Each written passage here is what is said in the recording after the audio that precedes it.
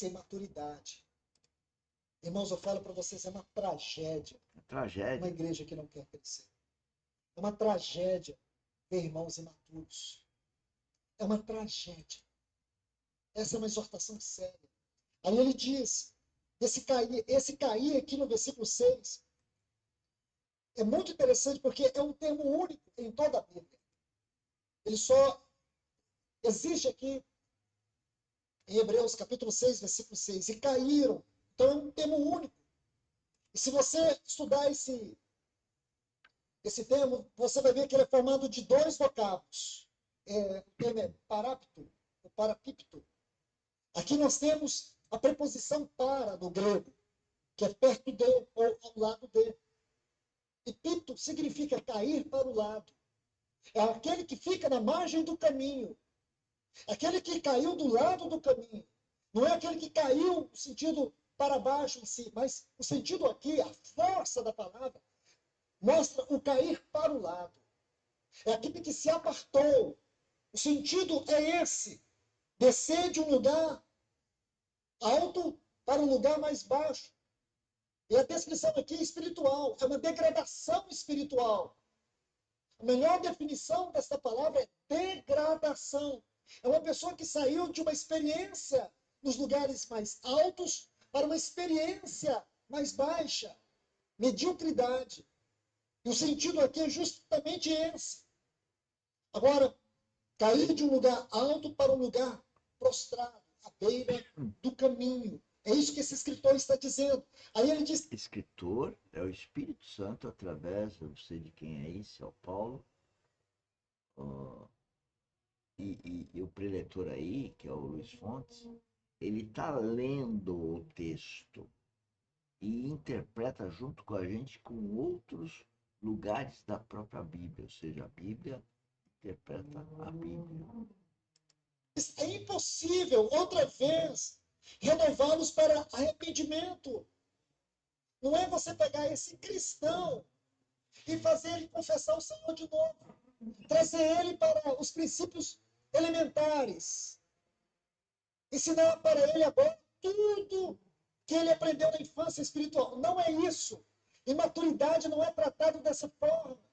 O que ele está dizendo é que imaturidade é uma queda. É aquele que não cresce, mas ele cai para o lado. Você consegue entender essa exposição? A hermenêutica é muito clara aqui, irmãos. Observe, a questão aqui não é arrependimento. A questão aqui não é arrependimento para o novo nascimento. Não é. Isso aqui é a salvação do Espírito. Isso já aconteceu conosco. O assunto aqui é a salvação da nossa alma. É a salvação da nossa alma. Este é o assunto que esse escritor está tratando aqui. Esse é o assunto que nós precisamos entender. É a salvação da nossa alma. É o progresso espiritual. É Você não diário, pode parar, meu irmão. constante. Você não pode parar, minha irmã. Porque quando o cristão acha que ele parou, na verdade você não parou. A Bíblia chama isso de queda. Chama de um cair. Chama de degradação. Ou seja, o cristão Chama só de tem que crescer. infantilidade. Vamos nos tornar, irmãos, cada dia uma igreja que ama a palavra do Senhor. Eu te encorajo a isso. Amar a palavra do Senhor. Que você possa viver a vida cristã com maturidade, com crescimento. No livro de Romanos, nós encontramos lá no capítulo 8, duas palavras para filhos. Uma é técnica e a outra é filhos. Filhos maduros. Filhos maduros. O que Deus procura hoje são os filhos maduros. Uma igreja madura.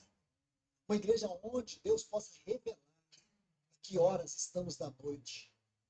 Deus possa revelar qual é a situação espiritual de todo esse cenário que está diante de nós.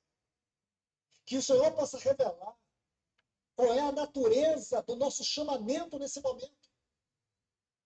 Porque se nós não entendermos isso, sabe o que vai acontecer, meus irmãos? Nós vamos nos perder. Deixe-me mostrar algo para vocês. Em Apocalipse, capítulo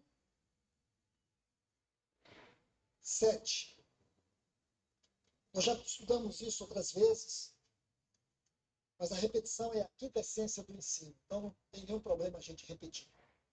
As professoras aqui sabem disso melhor do que eu. Apocalipse capítulo 7. Você vai ver que aqui tem um número profeticamente representativo, que são 144 mil. Está assim. Primeiro, eu quero ler com vocês o versículo 2. Vi outro anjo levantar-se da parte do nascimento do sol. A palavra aqui, essa frase, nascimento do sol, não existe no texto original. A palavra aqui, se você procurar, se você tiver... Veja como ele estuda a palavra. Ver os vocábulos no texto original, a palavra aqui é Anatólia. Anatólia. O que é Anatólia? Onde é Anatólia? Anatólia é aquela região da Turquia, certo? Anatólia é a região da Turquia. Região que compreende a Turquia, o Iraque. Se você estudar a Bíblia, a primeira cidade com maior menção na Bíblia é Jerusalém. Você sabe qual é a segunda? Iraque. Região do Iraque. Região da Anatólia. Região da Turquia. Certo? Mas não é hora de falar sobre isso, né, irmãos? Vai lá no estudo das trombetas que você vai ter uma exposição sobre esse assunto. Então, não dá para a gente voltar agora. Aí diz, ele clamou com grande voz aos 4 anjos, a quem fora dado que fizesse dano à terra e ao mar, dizendo, não façais dano à terra, nem ao mar, nem às árvores, antes de termos selado os servos de nosso Deus nas suas testas. Então, deixe-me explicar isso aqui. Em algum momento, Deus vai trazer juízo sobre este mundo. Olhe bem, são os 4 anjos. Quer estudar sobre esses 4 anjos? Simples, é só você abrir o capítulo 8, você vai ver as 4 primeiras trombetas. Está vendo? Então vai haver as 4 primeiras Que ótimo trombetas. para estudar. E essas 4 primeiras trombetas vai falar de dano à terra e ao mar, como está escrito aqui. Na 5ª trombeta, o dano vai ser no próprio homem. Haverá uma crise mundial sem precedentes da história, que as pessoas vão sentir como que sendo golpeadas por escorpiões. Eu acredito. Em Apocalipse capítulo 5, a 5ª trombeta. A 6ª trombeta fala de uma grande guerra mundial. A única proteção trombeta, é tem muitos Deus. capítulos.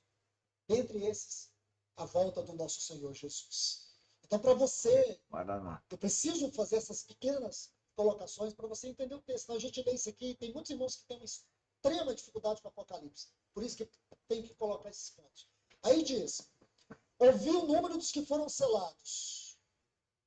144 mil. 144 mil. Esse é um número profeticamente representativo. É 12 vezes 12 vezes 1000. Profeticamente falando, fala da completação de todas as completações. Esse número ele vai se repetir aqui em Apocalipse capítulo 14. E depois nós temos 144 côvados da muralha da Nova Jerusalém. Tudo isso é uma profecia só. Vou falar aqui em síntese, porque já estudamos isso exaustivamente, penso eu.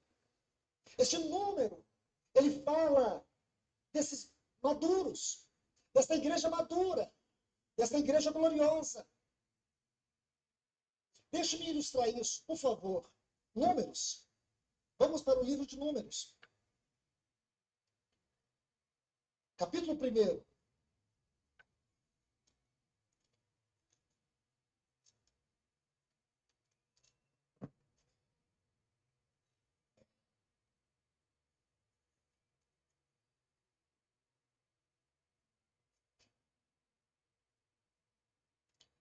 Versículo 2. Aqui vai ser feito um censo. Está vendo aqui? Tirai a soma de toda a congregação dos filhos de Israel, pelas suas famílias, pelas casas de seus pais, segundo o número dos seus nomes. Isto é, de todo o homem, cabeça por cabeça. Veja os que têm a idade de 20 anos e daí para cima. Sim, dos que em Israel podem sair à guerra. Quem eram os contados? Quem eram esses que tinham que ser separados, que eram numerados? Quem eram esses que eram contados em Israel? Somente aqueles que eram preparados para a guerra. Então, por isso que esse número 144 mil é um número profeticamente representativo. Ele representa os maduros, a igreja gloriosa. O que eu quero dizer para vocês, meus irmãos, uma hora como essa, Deus não conta com os imaturos, Deus só conta com os maduros. Os imaturos, eles entram no bolo. Esse é o nosso objetivo aqui, treinar a vida espiritual. Primeiro, quem não tem um novo nascimento, vai parar no inferno. E por isso que a gente está aqui. Por isso que a gente trabalha 24 horas. Por isso que a gente estuda a Bíblia.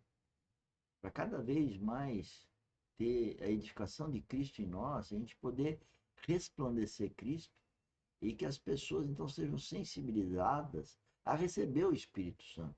Porque ele está disponível para qualquer um. Por quê? Porque nós precisamos ter maturidade espiritual para superar o que está por vir.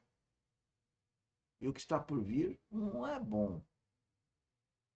Mas para o Filho de Deus é o prenúncio da vinda de Cristo e da vida eterna, vai continuar.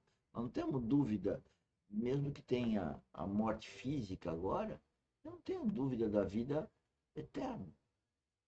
As pessoas ficam lutando por essa vida e perdem a eterna. E eles primeiro